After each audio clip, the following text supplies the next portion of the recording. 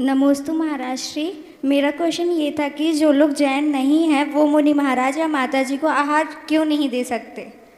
बहुत अच्छी बात बेटा। आपका नाम? चंचल विश्वकर्मा। हाँ बेटा, आगम में ऐसा कोई निषेध नहीं है, लेकिन उसकी एक मर्यादा है।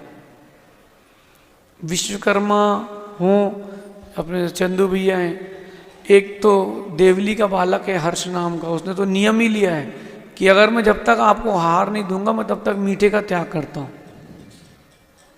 राजपूत हैं, आहार देने का निषेध नहीं है, लेकिन वो मर्यादा और क्रिया पूर्वक हो। जैन दर्शन के प्रति आपका रुझान, जैन दर्शन से मतलब श्रद्धा, मंदिर आना, सात्विकता, ये होना आवश्यक है। इनके मन में एक प्रश्न आएगा, वो मैं आप सबसे बोल देता हूं कि जैन होकर के अगर जैन लोग ऐसा काम नहीं करते तो क्या वो आहार देने के पात्र हैं? हाँ, वो पात्र फिर भी हैं, क्योंकि वो तत्संबंधी गोत्र में उत्पन्न हुए। ये धर्म की मर्यादा है बेटा। तो अगर आपको आहार देना है तो उसका कोई निषेध नहीं है, आप आहार दे सकते हो। जो नियमावली है उस नियमावली का पालन करते हैं तो आहार दे सकते हैं, कोई बाधा नहीं। आज आचार्य संभव सागर जी सबसे वयोवृद्ध आचार्य हैं और वो जाति से जैन नहीं है। एक आचार्य हैं आचार्य कनक नंदी जी, वैज्ञानिक संत हैं और इतने मोटे मोटे वो 400 ग्रंथ जैन दर्शन पर लिख चुके हैं और उन्होंने जैन दर्शन अपनाया। बहुत बड़े आचार्य परमेश्वरी आचार्य योगेंद्र सागर जी ब्राह्मण थे। ज्यादा दूर मत जाओ, गौतम स्वामी, गणधर गौतम स्वामी ब्राह्मण थे।